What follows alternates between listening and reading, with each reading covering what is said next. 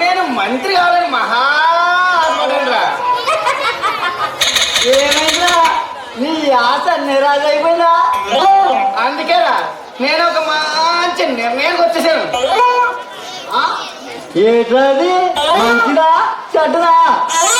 బంగారు లాంటి ఐడియా కలిసి వస్తే కోట్లు కోట్లు కలిసి వచ్చేరా బాబు కోటే. అవునరా. ఒరే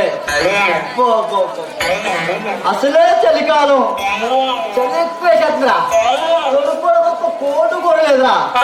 నాకు ఒక కోటు ఇవ్వరా. నువ్వు అనుకున్నట్టుగా నేను సంపాదించింది తొడుక్కుని కోట్లు కాదా, డబ్బు ధనలక్ష్మి బ్యాగులతో పరిగెత్తుకుంటూ వచ్చేది. అంత డబ్బు నువ్వేం చేసుకుంటావురా? తాగి తల పోసుకుంటాను. ఎందుకురా?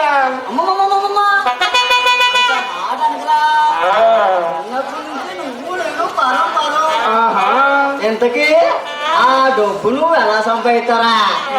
ఏమీ లేదా, గోవాలో తపస్సు చేస్తాను, దేవుడు దిగి వచ్చేస్తాడు. నడుదా నడుదా ఈ కోరికేటి అని అడుగుతాడు.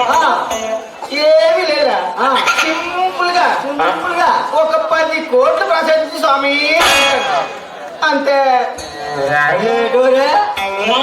దేవుణ్ణి నమ్మని 10 కోట్లు ఇచ్చేస్తామట. పారా కుయ్యా, నీ తెంగరాజాలకి అర్థం లేకుండా పోతుందా? ఇది ఏ పండుగ? సంక్రాంతి.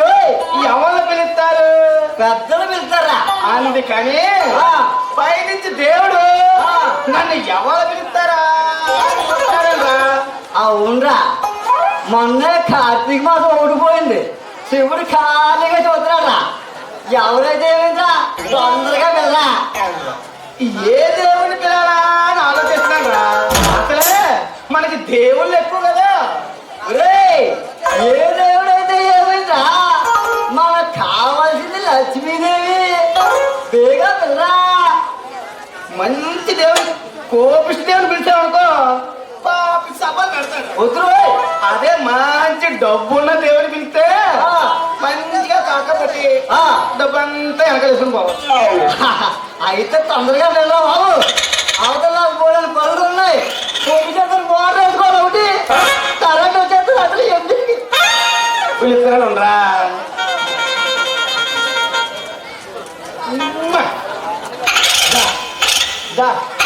ఒరే వచ్చేసిందా?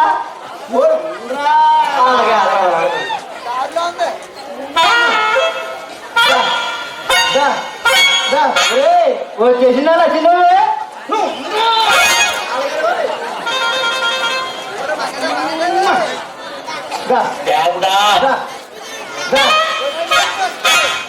ఎక్కడ దాకా వచ్చిందిరా? ఉంటే దేవుడు రానంటున్నాడు. ఏమినాయనా నేనుంటే ఎందుకు రానంటాడు దేవుడు? మనల్ని చూసాను భయపడరా? భయపడ్డా మరి. నువ్వు అసలు కొండ కూర్చోలో ఉంటావు.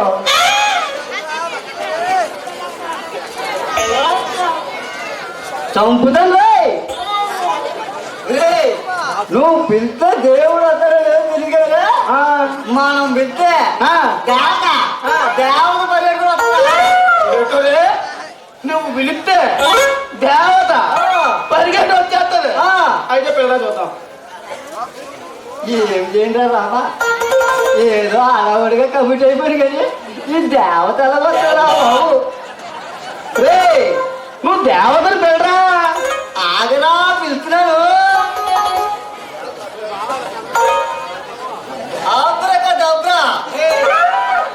వచ్చేసిందా? నువ్వు ఆగరా.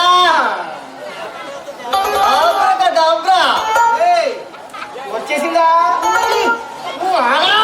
నీ మంత్రం నీవే వదిలేస్తా. లేకపోతే డబ్రా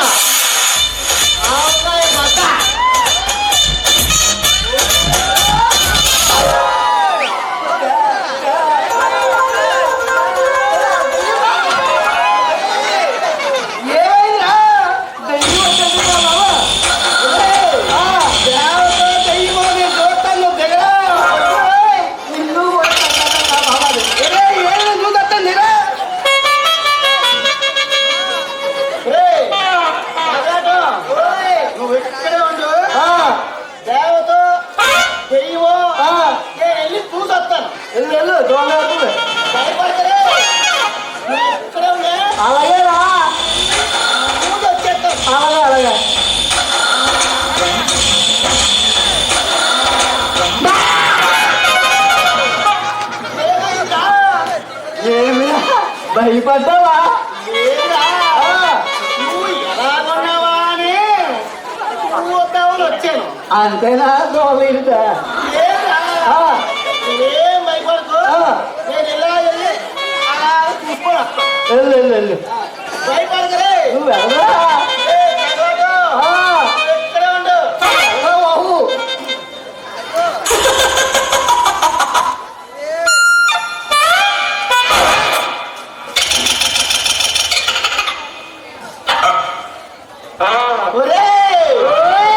దేవత కాదు, దెయ్యము కాదురా, అమ్మాయిరా, ఒక అమ్మాయి.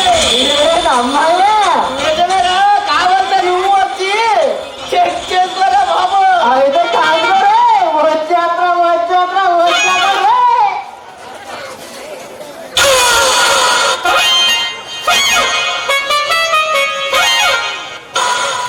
రే నిజమే అమ్మాయే. బాబు, ఎక్కడికి వెళ్ళినా మీ కోతి మొహాలు మాత్రం ఎదురుగా ఉంటారే. ఏదో ప్రశాంతంగా ఉంటుందని ఇక్కడికి వచ్చాను, మళ్ళీ ఇక్కడ తగిలారన్నమ్మ. పిచ్చి కాదమ్మా. ఇదిగో నిన్ను చూడగానే నా స్వామి రంగ నా కాయ టకా టకా టకా కొట్టుకుంటుంది. ఏమి కాయరా అది? ఒరే నువ్వు అనుకున్నట్టుగా ఆ కాయ కాదురా, గుండెకాయ. అమ్మడి అమ్మ బతికిచ్చారా? నేను ఇంకా ఏదో కాయ అనుకున్నాను రా బాబు. నువ్వు అనుకున్నట్టుగా అంత పొరపాటు పడకరా బాబు. ఇదిగో అమ్మాయి, నిన్ను ముట్టుకోగానే నా సామి నా తల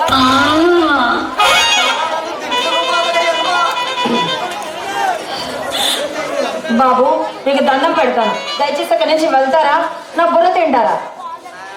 ఇదిగో అమ్మాయి, నువ్వు మీరు కోరుతుంది కాదు, మీద ఉన్న మగాలే. ఆహా, మగాలే. మీ మొహాలు చూస్తుంటే అలా లేరే. నిజంగా అంత పెద్ద మనగాల మీరు? ఇదిగో, మేము మగాళ్ళం అంటవా? ఇదిగో అమ్మాయి, మేము మగాళ్ళం అంటావా? ఇదిగా మా ఊరు మొత్తానికి టికెటీ కాదు, నేను అనేక సార్లు గెలిచాను. ఇదిగా అమ్మాయి, మా దగ్గర కానీ నువ్వు కానీ టికెట్ మా స్వామి రంగా విజయనగరం వెళ్ళి పని లేదు. అమ్మాయి, ఇదిగో కావాలంటే నీకు నేర్పిస్తాం ఎక్కువ కాట. వద్దురా బాబు, నన్ను ఇలా బ్రతకనివ్వు. అయినా మీ మొహాలకు తోడు ఆట కూడా వచ్చా? అమ్మాయి ఆట ఆట కూడా వచ్చామ్మాయి. కావాలంటే ఒక రాగం వేసుకుంటా చూడ.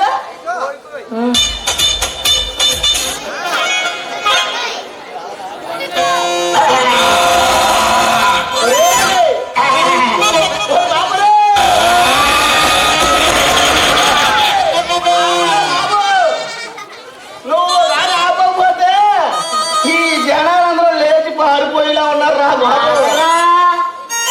కంఠస్వరం తీసి చాలా రోజులైంది కదా, కొద్దిగా బ్రేక్ ఎత్తినట్ట. ఈసారి కూడా కొత్తగా సెట్ అయిపోతుంది.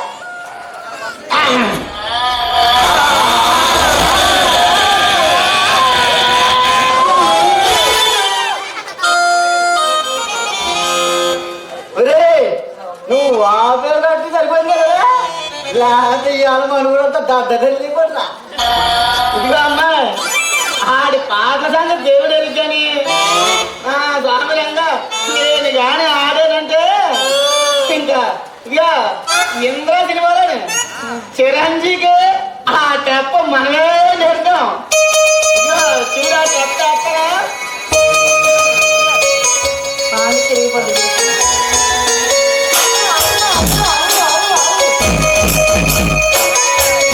అమ్మయ్యా. జాగ్రత్తరా, తేగ తెగిపోతామో చూసుకోరే. అసలే కొత్త పెళ్లి కొడుకు ఒకటి సంవత్సరాలకు పరిగెడ పోతా. ఈ తెప్ప చిరంజీవికి మనమే నేర్పింది. సరే, మీకు దమ్ముంటే నాతో గెలవండి, అప్పుడు మీరు ఎవరు మనగాళ్ళు నేనే తేలుస్తాను. సరేనా? నీకు దమ్ముంటే, నీకు అది ఉంటే, నీకు ఇది ఉంటే మాతో గెలిచి ఆడు అప్పుడు ఒప్పుకుంటావు నీ సత్తా గురించి. సరే అయితే మీరు ఓడిపోతే ఇంకా లైఫ్ లో నాకు కనిపించకూడదు. అవమానరా, ఘోరమైన అవమానరా. ఎంత బతుకు బతికి ఒక ఆడదాని చేతిలో ఓడిపోయేవేట. ఒరే, ఒక ఆడదాని చేతిలో ఓడిపోయి ఇంకా ఈ జనాలకి మనం ఒకరే నిమిత్తం దోహదం పడలేము.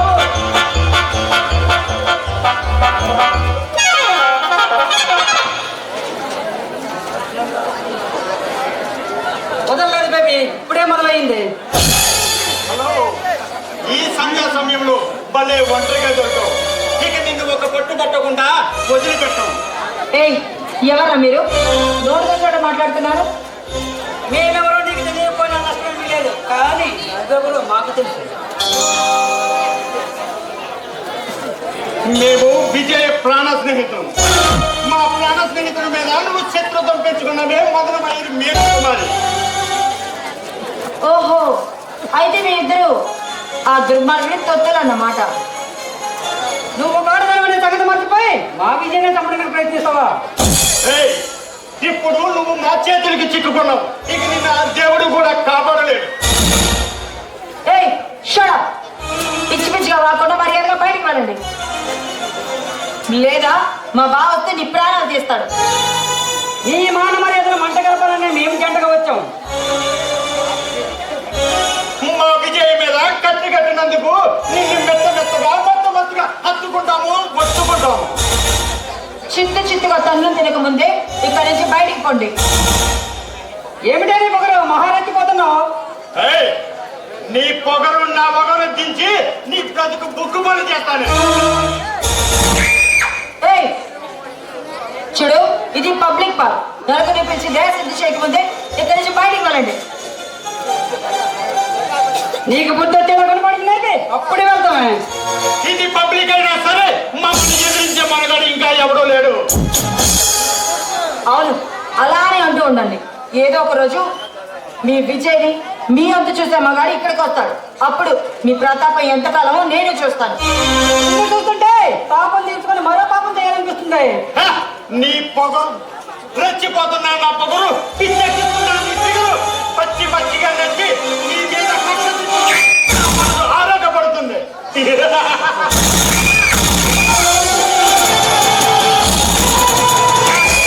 మీరు మనుషులేనా?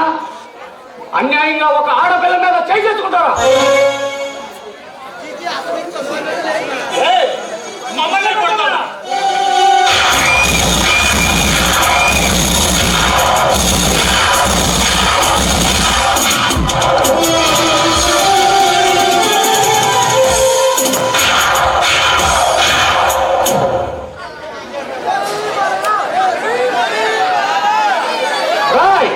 ఎక్కడైనా మనుషుల్లాగా బ్రతకండిరా, మృగాలు కాదు.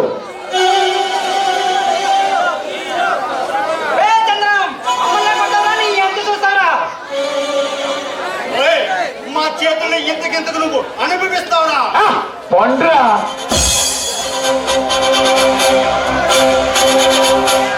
బావా, చాలా థ్యాంక్స్ బావా. నువ్వు రాకపోతే ఈ రోజు నా లైఫ్ ఏమైపోయేదో. సమయానికి నేను రాకపోతే ఎంత ప్రమాదం జరిగేది. పద, ఇంటికి వెళ్ళిపోదాం.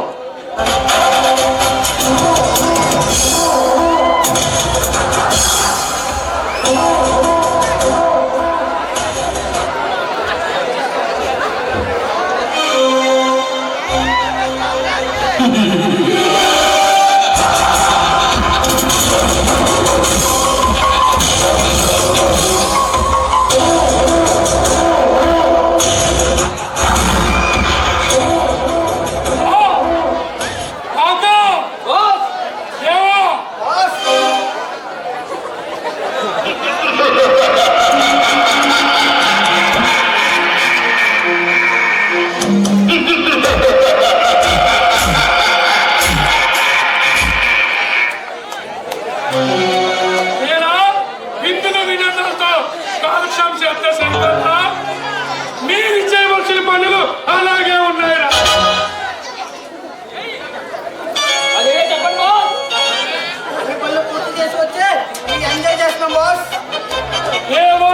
చెప్పిన పనులు చేయగానే మీ బాధ్యత తీరిందనుకున్నారా?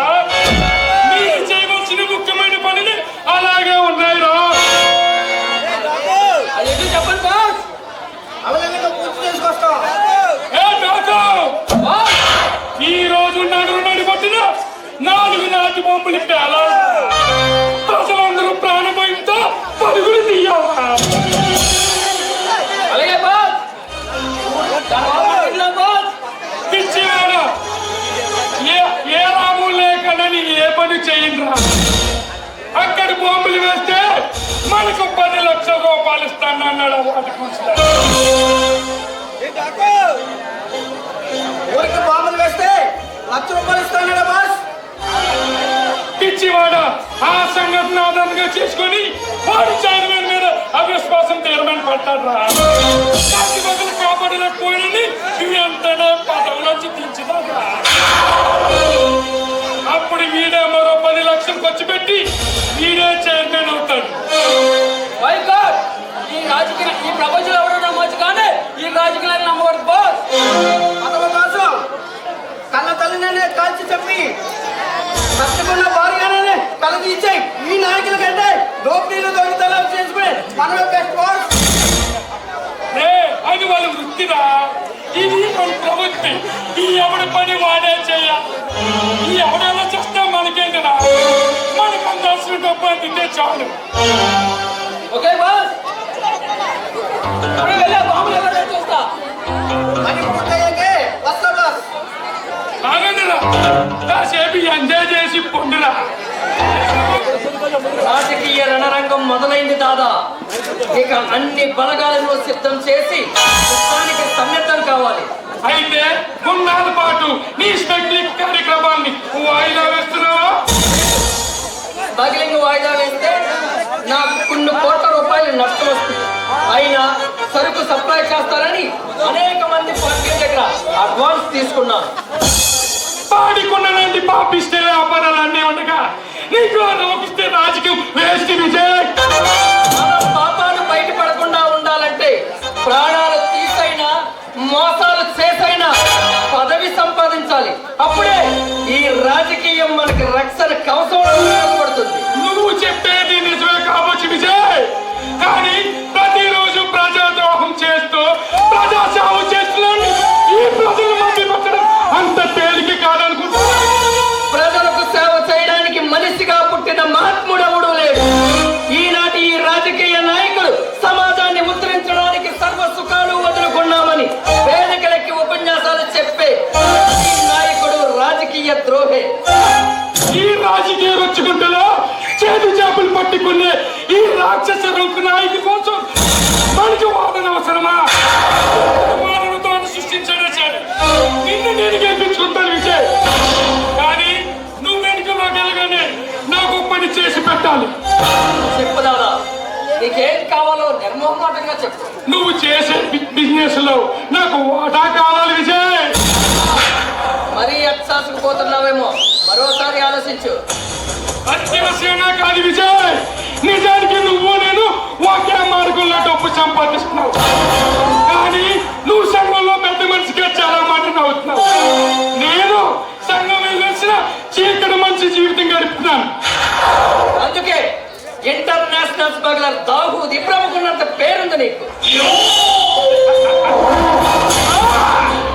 అందుకే ఈ ప్రభుత్వం నాకు పత్రిక పెంచడానికి 10 కోట్ల రూపాయలు బహుమతి ప్రకటించింది. వారానికి ఒక్క ముఖాన్ని చేస్తూ 100 కోట్ల విదేశీ బ్యాంకుల్లో దాచుకుని ఈ నిజమైన నాయకులు నన్ను ఎందుకు నేరస్తులుగా ముద్ర వేయాలి? నీ అంతర్మదనం అర్థమైంది దాదా. నేను పదవి చేపట్టిన మరుక్షణం నీ మీదున్న కేసులన్నీ ఎత్తివేస్తాను.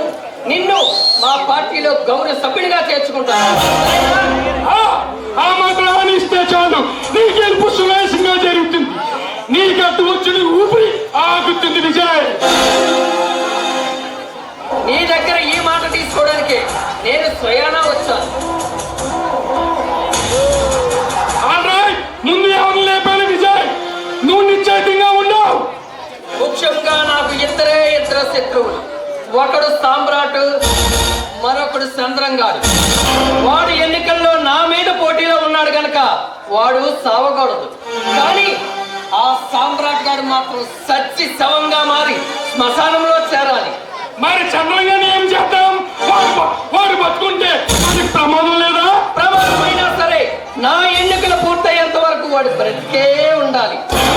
ఆ అఖండ విజయ వార్త విని అప్పుడు ఆ అవమానంతో ఆత్మహత్య చేసుకోవాలి.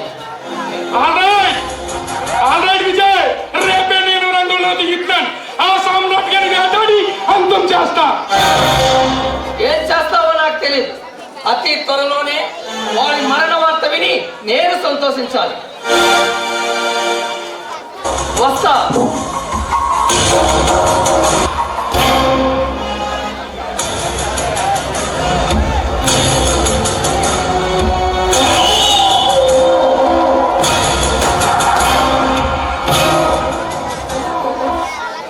అతిగా ఆలోచించడం నీ ఆరోగ్యానికి అంత మంచిది కాదు కదా. ఎవరు రా నువ్వు? నా మరణ మందుల్లో కట్టుబడి మర్చిపోయిన వాళ్ళు మాట్లాడుతున్నావా? మొట్ట పెట్టాలని మారణాయుధంగా మారిన వాడరా.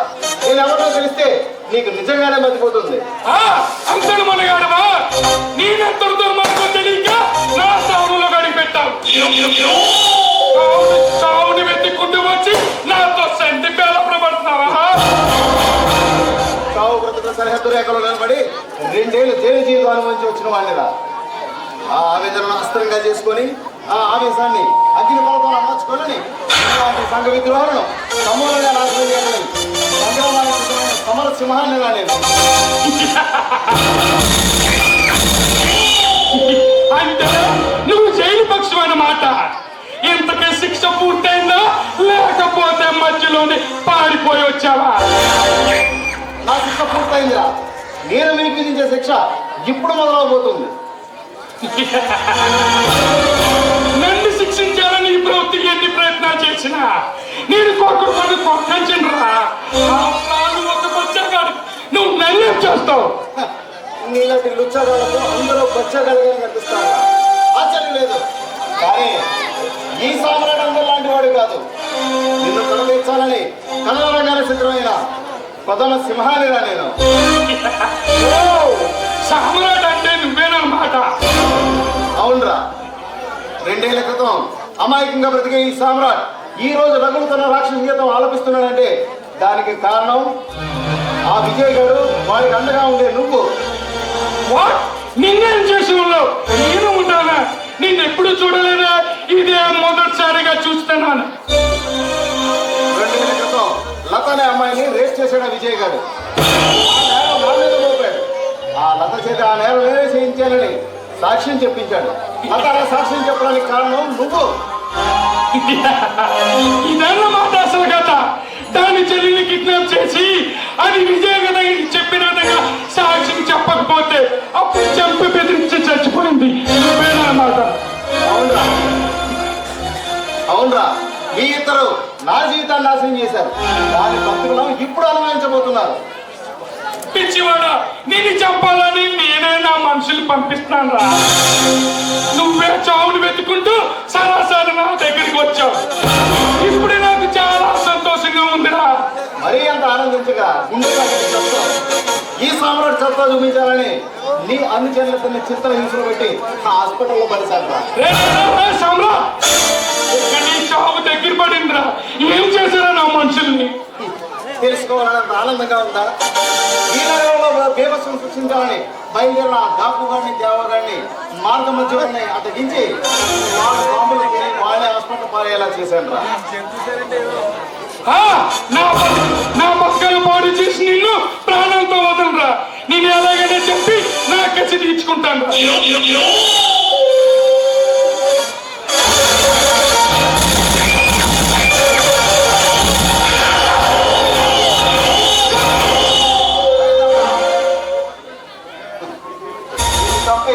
ఇప్పుడు నేను జైలుకి వెళ్ళాలని సిద్ధంగా లేదురా. నీకు ఆ విజయ్ గారికి ఒకేసారి సంవాదం కడతాను. వస్తా. రే సామ్రాట్, నా స్థానంలో గడికి పెట్టి నన్నే చంపుతావా? నిన్ను ఎలాగైనా అంతం చేసేదాకా నిన్ను వదలరా.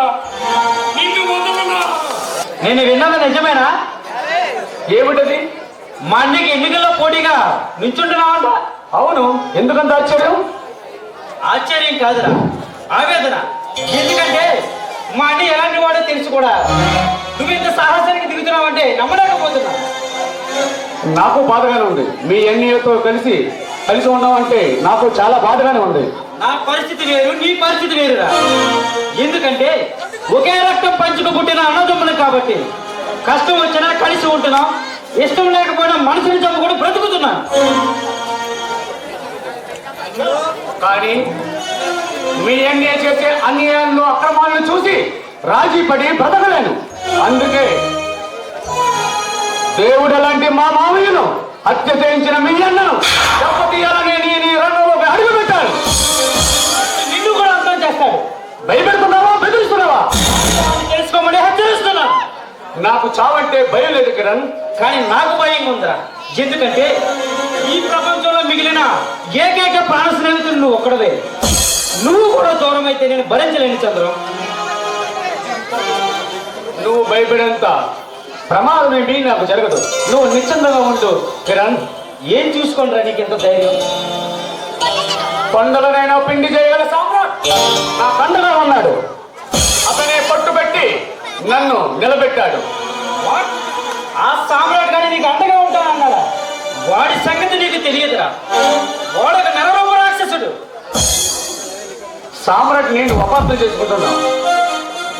ఎందుకంటే తన ప్రాణాలు దారపోసాయని సరే నన్ను గెలిపిస్తానని ప్రమాణం చేశాడు. ఆఖరి క్షణంలో నా చేత నామినేషన్ కూడా వేయించాడు. నా లత్రం నా కాకుండా చేసిన ఆ సామ్రాట్ గారేరా. నాకు మనశ్శాంతి లేకుండా చేసింది కూడా వాడే. నువ్వు పొరపాటు పడుతున్నావు కిరణ్. సామ్రాట్ కాపాడే దేవుడే గాని శపించే దానవుడు కాదు. ఎక్కడో ఏదో పొరపాటు జరిగింది, అందుకే నువ్వు అతని మీద ద్వేషం పెంచుకున్నావు. పొరపాటు పడింది నేను కాదు చంద్రం, నువ్వు. నిన్ను నించోబెట్టి అమ్మేస్తాడు సంతలో. దాని వల్ల అతనికేంటి లాభం? వాడి మీనా మీద కన్నేసి ఉంటాడు. ఆ అడ్డు తొలగించుకోవాలని నిన్ను ఎన్నికల రంగంలో దించాడు. నో, సామ్రాట్ కాపాడే దేవుడే గాని శపించే దానవుడు కాదు. నువ్వు నమ్మి నాన్న నమ్మకపోయినా జరిగేది ఇదే. అది నీ త్వరలోనే తెలుసుకుంటావు. వస్తాను, బాయ్. ఏంటి బావా అంత సీరియస్ గా ఆలోచిస్తున్నా? నీ గురించే మీనా? నా గురించా? ఏంటి బావా అది? మామయ్య చనిపోతూ నీ బాధ్యత నాకు అప్పగించాడు. నీకు పెళ్లి చేసి నా బాధ్యత నెరవేర్చుకోవాలనుకుంటున్నాను. బావా ఏం నేను మాట్లాడేది? అంటే నువ్వు ఉండగా నాకు మరొకరితో ఇచ్చి పెళ్లి చేస్తావా? అంటే ఏమిటి నీ ఉద్దేశం? సదుద్దేశమే బావా. నేను పెళ్లి చేసుకొని నీతో నా జీవితాన్ని పండించుకోవాలని చూస్తున్నాను. నిజమా మీనా? నాకంత అదృష్టం ఉందా? నిజంగా అదృష్టం నీది కాదు బావా, నాది. ఈ జన్మకి ఈ అదృష్టం చాలు. నీవు దక్కలేమోనని నాలో నేను ఎంతో తల్లడిల్లిపోయినా తెలుసా? ఈ జన్మకి ఈ అదృష్టం చాలు. బావా నేను నీకు కాకుండా ఇంకెవరు దక్కుతాను? నా జీవితం ధన్యమైంది మీనా.